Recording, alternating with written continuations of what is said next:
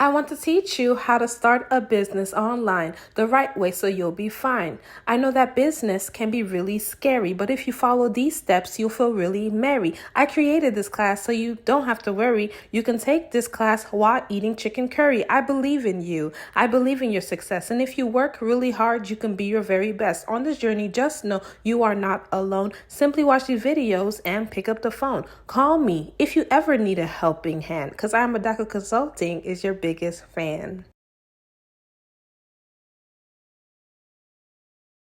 Hey guys, so if you've been following along for the class, then you know that we've already completed step number 4 where we talked about writing a business plan. And now we will be looking into step number 5 where we will be discussing calculating your expenses and saving. Now, since you already completed your market research in step number 2 and you've written your business plan in step number 4, you now have a better understanding of your business and some of the expenses you'll have to get started. Now, of course, there are different methods to get funding for your business, but regardless of the method you choose, calculating an estimate of your expenses and getting those funds ready before you officially start your business is essential for your long-term business success. So now, what expenses should you consider saving for? Well, expenses vary from business to business, but these are some expenses that you can consider. One deals with your business registration costs. Okay, so I recommend going to your Secretary of State website to find out how much it will cost to register your business in your state. Okay, now the price of business registration is dependent on the state and also the legal structure that you choose. Okay, so prices will vary. Now, the next thing you can look into saving for deals with business licenses and permits. So definitely do research and see if you need any business licenses and permits, okay?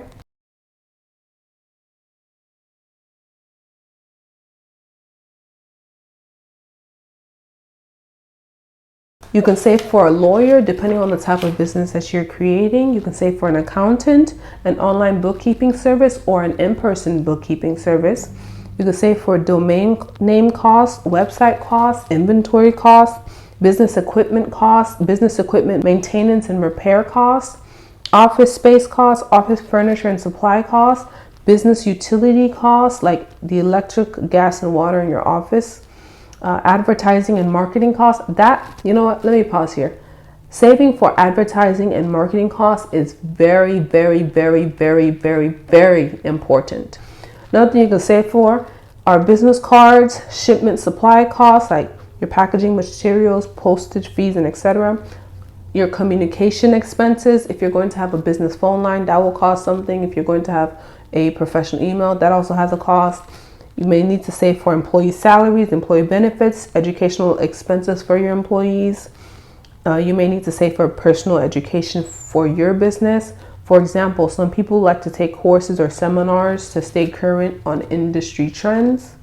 You may need to save for a camera, a photo backdrop, mannequins, clothing racks, tags, product labels, travel expenses. Some people travel to get their inventory, so you may need to consider saving for that. You can save for getting a trademark, save for business insurance. So overall, there's different things you can consider saving for. Now, I know it could sound overwhelming, but overall, everything is going to be okay. There's no reason to be extremely overwhelmed, okay? First off, this is just a general list, so you most likely will not need to save for everything on that list. And second of all, there are some things like employees that you may not start off your business having until you start making a profit, okay? Personally, in my business journey, I saved for the main things I needed.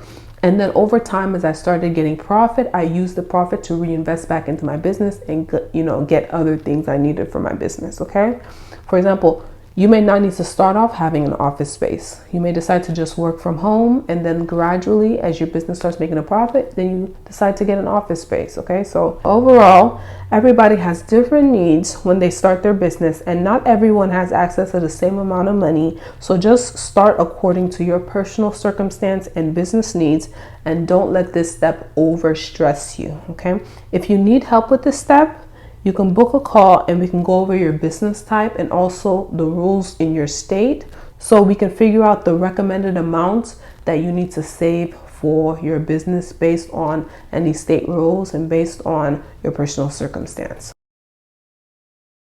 Now, if you don't have the circumstances saved for your business, what other ways can you get funding for your business? Okay, well, there are different other options you can use. The first one is a venture capital investment.